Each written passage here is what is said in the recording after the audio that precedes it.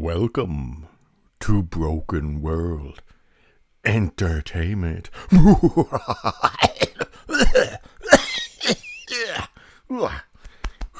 Get that up. Jesus. Hello. Yes, it's spooky season.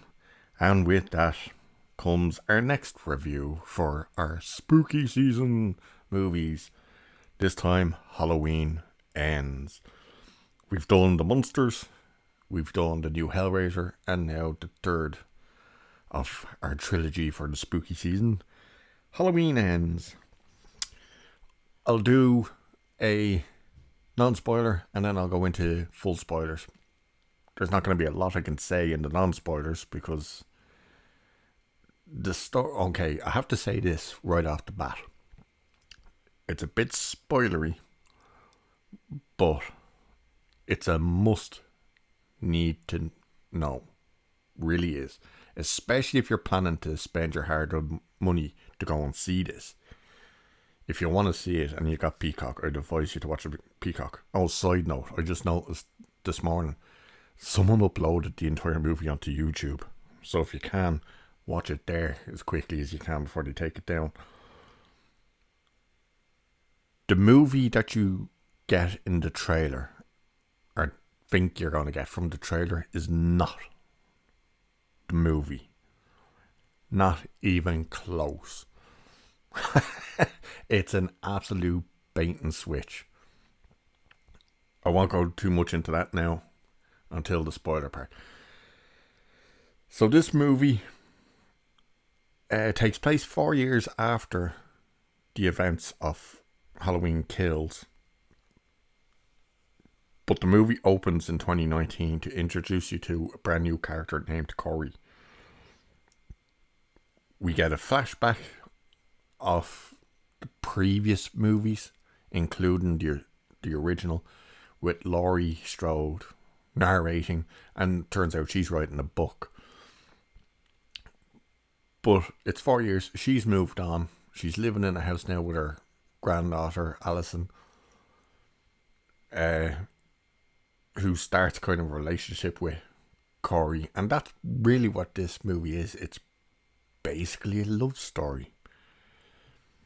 And as the T-800 said in Rise of the Machines, no, I am not shitting you. It's a love story. Full disclosure again, I did not like the previous two. The first one of this new trilogy, I was just like, when it ended, I was that it? Ugh. The second one, Halloween Kills, was just absolute trash. And I think the majority of the fans agreed with that one. This one is so bad. I could not recommend this movie. If you can see this movie for free, see it for free. Just be warned as well, it's long. It's just under 2 hours. And God knows why. So, of course, the story this time does not actually revolve around Laurie Strode and Michael Myers. It revolves around Alison and Corey as they start a relationship. Okay. The pacing in the movie is it's okay if stuff would kind of happen, and then they kind of just throw everything at you at one point. The acting is a bit off with a certain bunch of people in it. There's a set of teens, 4 teens in it, and they're just annoying straight away, and they're just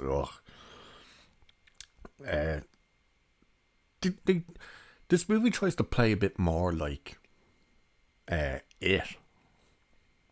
As in, there's the bullies who are just kind of going out of their way to bully Michael Myers, as you see in the trailer, so it's not a spoiler, is in the sewers He thinks he's Pennywise now.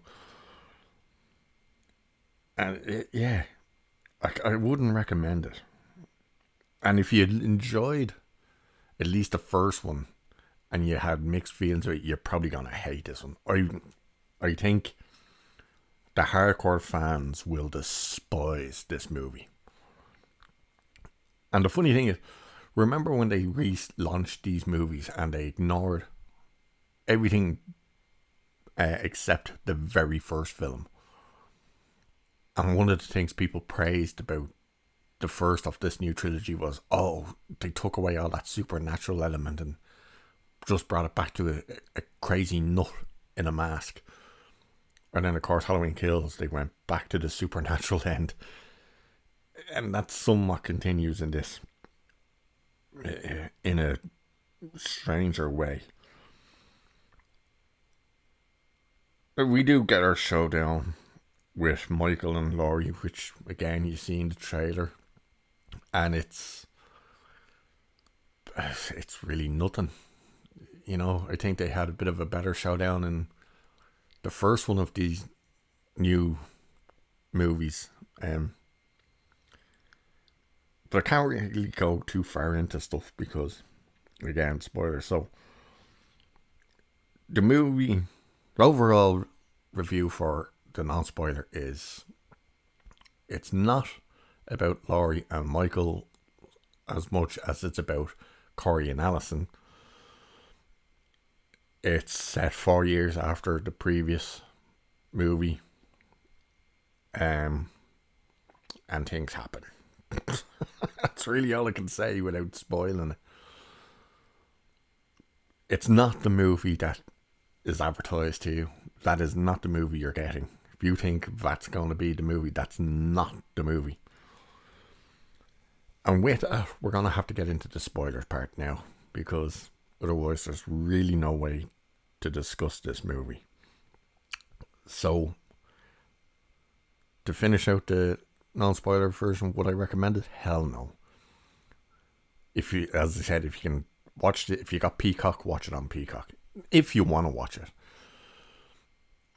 If, as I said, it's on YouTube right now at the moment, so if you want to try and watch it there before it gets taken down, go ahead.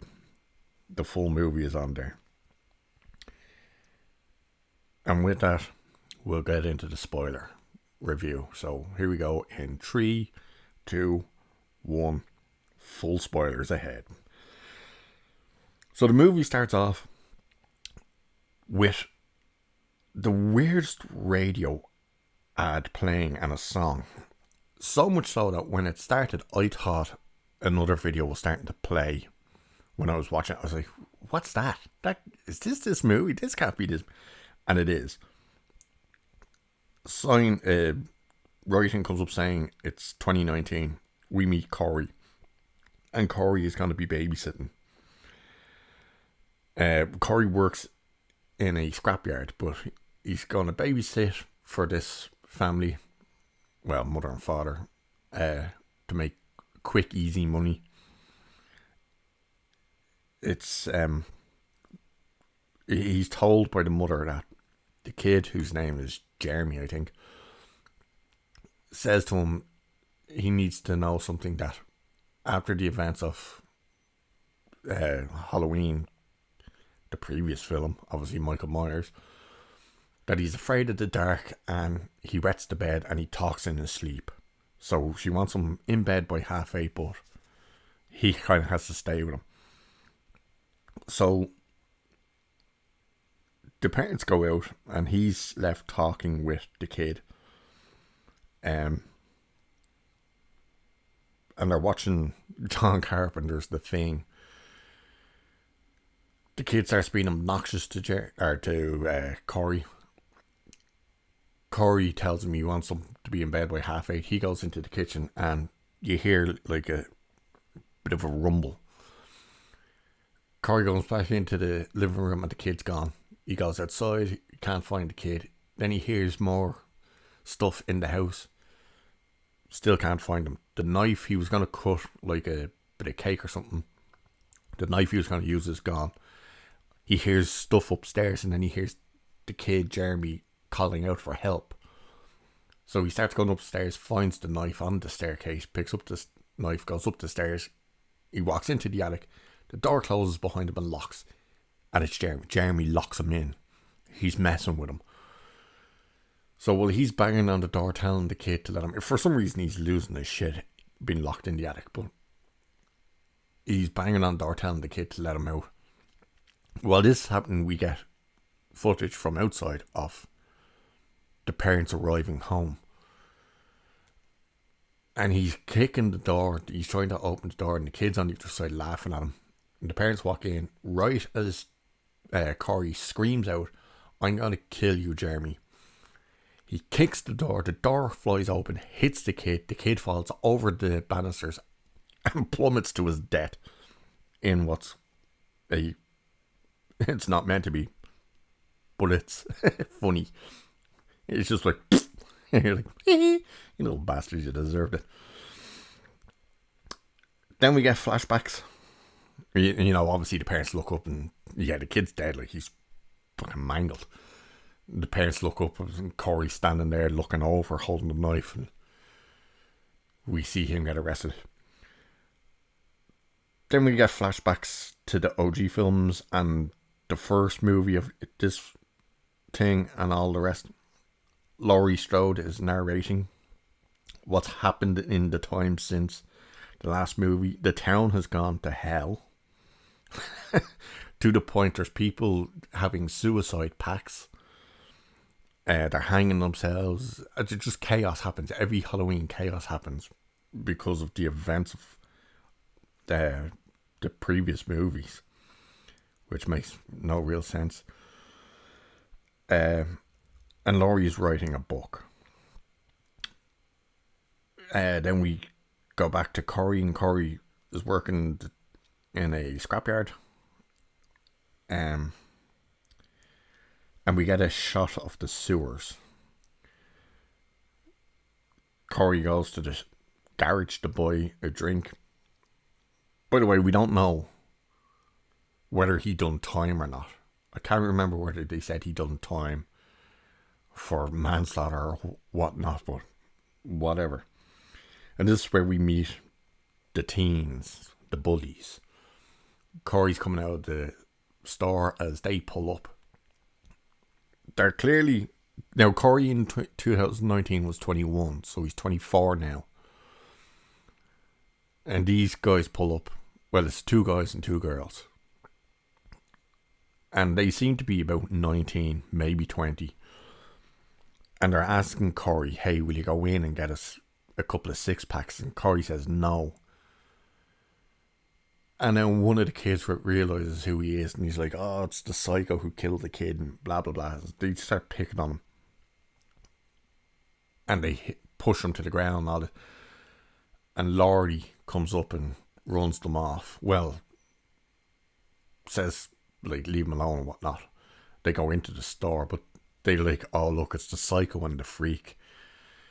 They go in, she comes over and helps Corey. He's like, "Which one are you? Are you the psycho or are you the freak?" They flatten the tires at the teens. Then we meet Alison. She's at work. She's a nurse. Laurie brings Corey. Laurie and Corey, huh?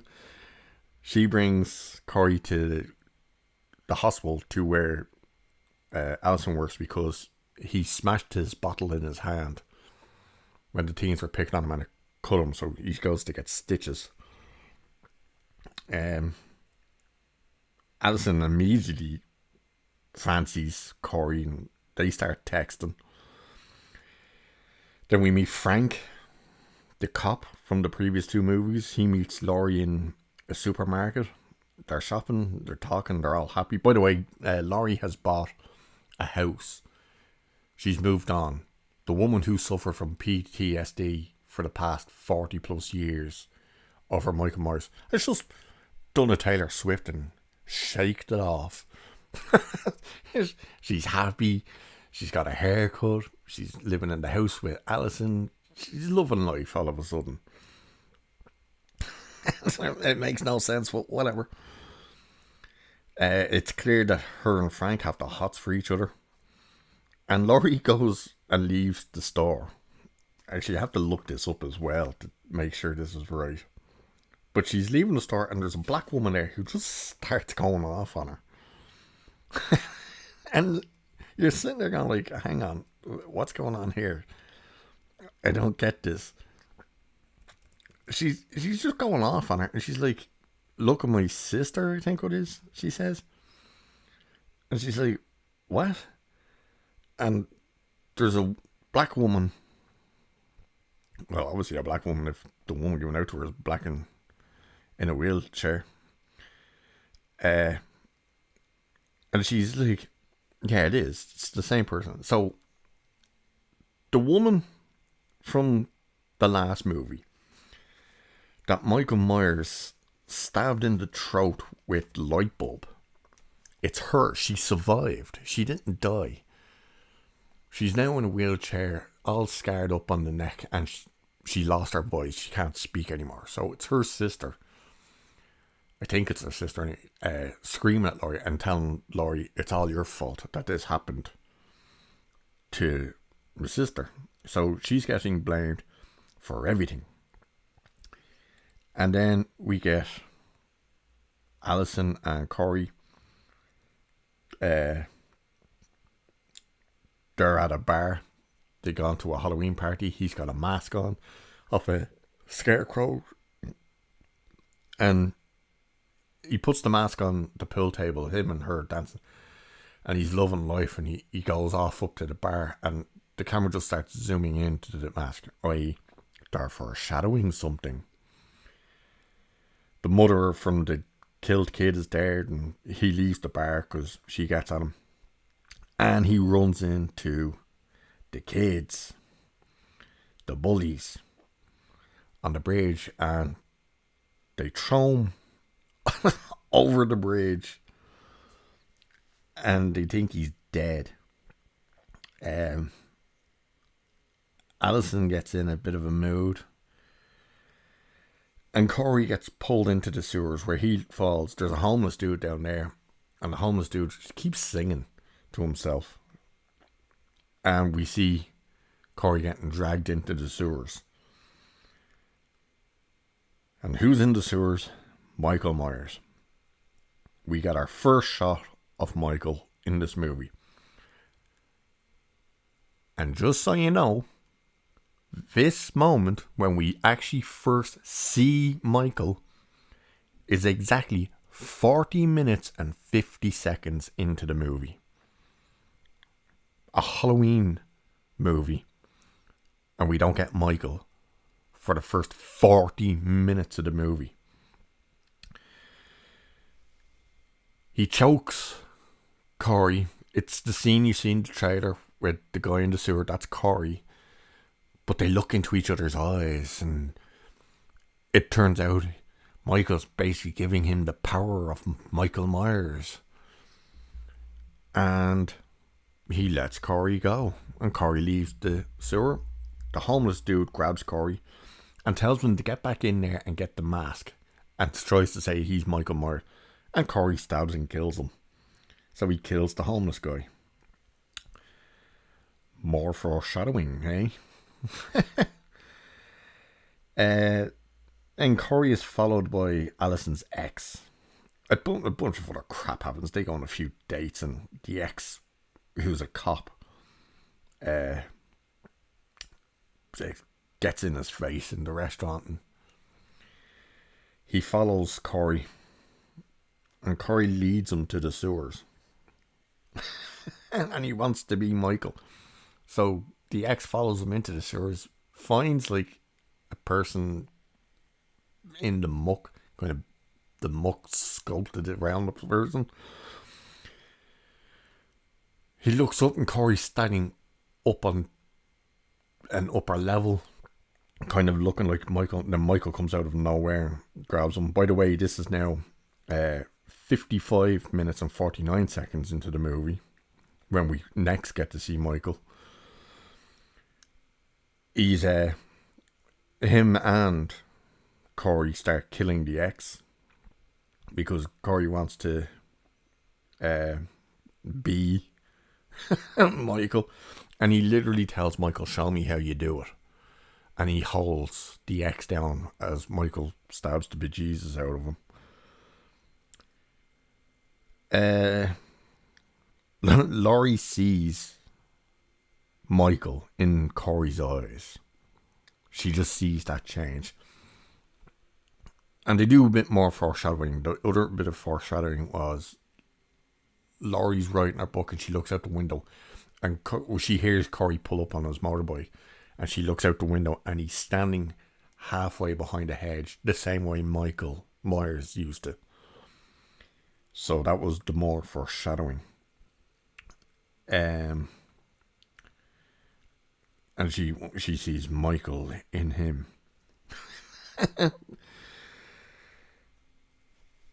Alison got passed up on a promotion. Her other nurse got it, and it turns out she got it because she's banging the boss. So we go to the boss and this young nurse, and they're at his house. The nurse is the one you see in the trailer getting pinned to the wall. Corey kills the doctor while Michael kills her, so they've teamed up basically. I kid you not. They should have called this Halloween the Phantom Menace because it's a master and its apprentice. It really is. It's ridiculous. Because she hears something happening outside. She walks out and turns the light on. And Corey's sitting on top of the doctor, stabbing them to death with the clown mask on. And she runs back into the house and he's banging on the glass. And he stops and kind of tilts his head.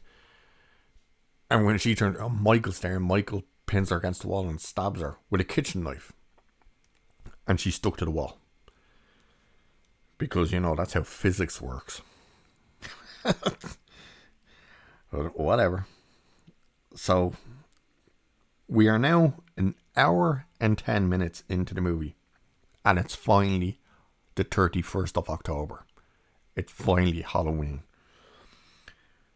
Laurie confronts Corey at the house, and Corey tells her, Alison has me now, she doesn't need anyone else, and if he can't have her, no one can have her. Corey tells Alison that Laurie wants to kill him. And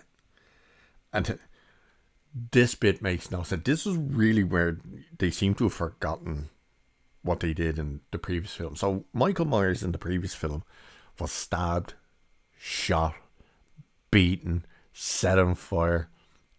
Everything that should have killed him. And he still just stood back up and slaughtered half the town. Well, Corey goes into the sewer and overpowers Michael and takes his mask. I kid you not, he just has a bit of a scruffle with him, gets him onto the ground, tells him he's a man, and takes his mask. Yeah. Alison wants to leave with Corey. She's telling Laurie to get stuffed, that she's out of here. And then Corey starts to kill the bullies as Michael Myers.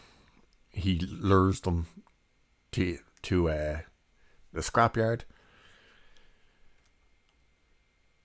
The first guy, who's a bit of a hillbilly, redneck, inbred looking mother humper, kills him off screen by sticking, it was either a pen or a drumstick or something in his eye.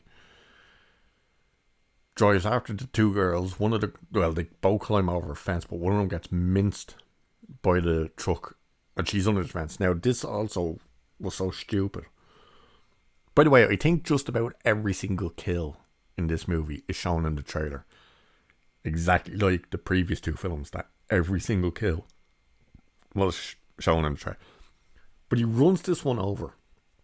So the pickup truck is now on top of her, as well as the gate, the fence, and we see her go under the car, and yet in the next shot, she's not under the car. She's halfway out from under the car, but with the fence still on top of her. And then the next shot, she's kind of off to the side of the car. It's weird. The other girl, he kills with a ratchet off screen. We don't see her getting killed. And then he gets the other guy, the main bully, puts him on the ground in front of the girl that's still trapped under the fence and sticks a blowtorch in his mouth. And then he goes to his house and kills his mother, because his mother is a see you next Tuesday to him. Like, she's a proper full... They've even made the mother like the parents in It. You know, It, Pennywise and stuff. Not the way all the parents were all these just scumbags. They made his mother exactly like that. And then he goes to the radio station and he kills the radio host. Then Laurie phones in to the cops that she wants to report a suicide and she's going to kill herself. To which we see from outside the door kind of staring in, and we hear the gunshot and you see the splatter and the hand starts pushing the door open, which we know is Corey, because Corey now thinks he's Michael. He's even in the jumpsuit, even though he's about 5 foot nothing compared to Michael. He pushes the door halfway up and you see it's a pumpkin she shot, and then he pushes it all the way and we see that scene from the trailer as well.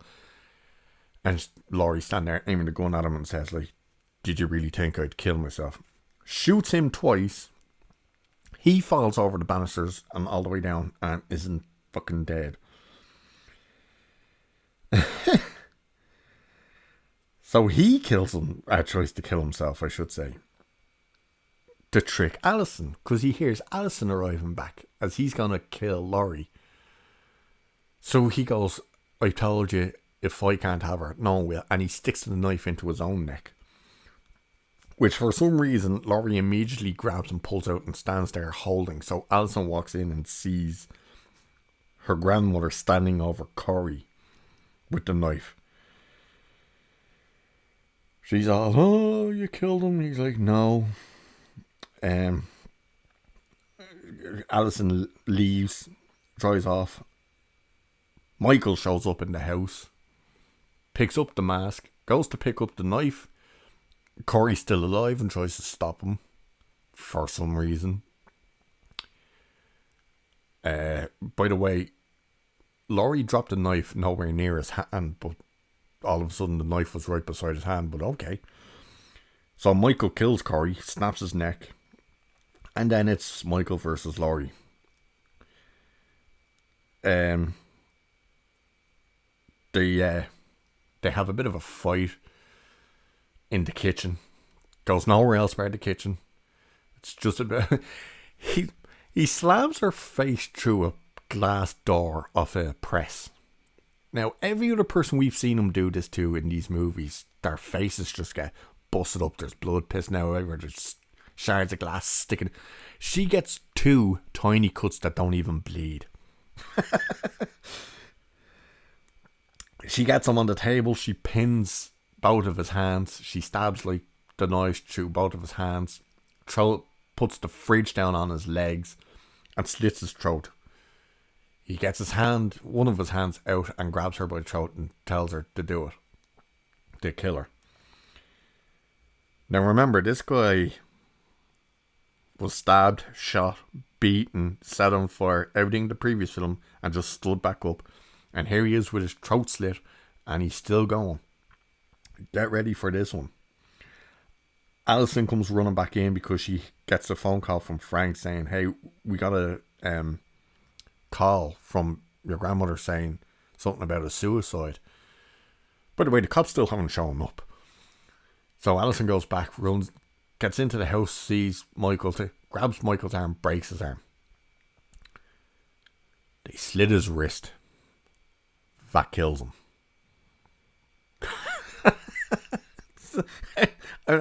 No, I'm not messing. I'm not exaggerating. He's had his throat slit. He's lying there with his throat slit. He's not dead. In the previous film, he was stabbed, shot, beaten, set on fire, still didn't die.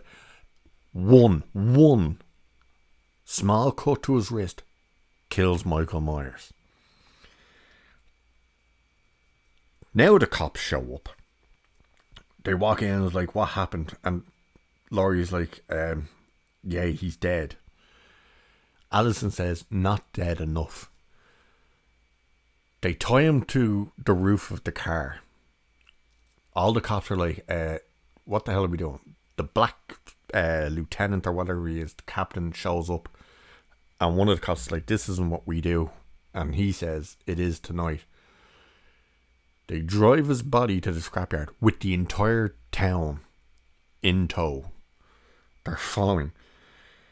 And we come up into the, those grinders, the big metal grinders, the things that, like, doesn't matter what you stick in it, they will chew up and destroy. Yeah, they dump Michael's body into that. Laurie pushes him in, Alison turns it on, and we just see him go. And that's the end of Michael. And Laurie finishes her book, and Alison moves off. She leaves the town. She's finally moved off to live her life. Laurie looks like she's going to hook up with Frank.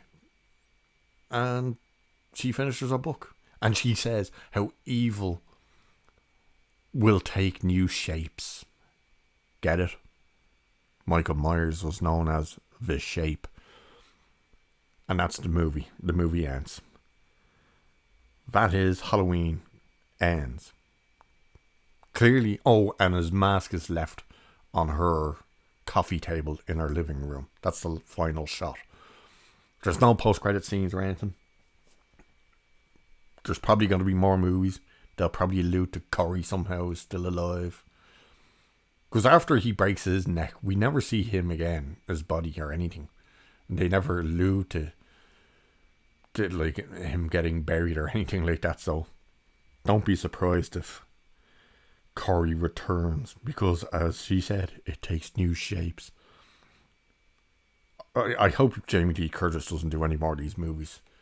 They gave her some weird lines and things to do in this movie. There was one scene, like, really early on in it, where she's like, her granddaughter Alison doesn't want to go to a party alone, a Halloween party. And Laurie turns around and says, no, you gotta go to these things, you gotta live your life, you gotta pull your tops up, show your tits and tell people to fuck you. And you're like, what? What? It's so strange. The movie is absolute trash. Beyond it, I wouldn't recommend it to anyone. But anyway, that's it for Halloween Ends. Please, Jesus, let it end. Don't make any more of these things. And with that, I'll leave it there for this one. So, enjoy your Halloween, everyone. Enjoy your spooky films and whatnot. And until then, I'll catch you in the next one. Cheers.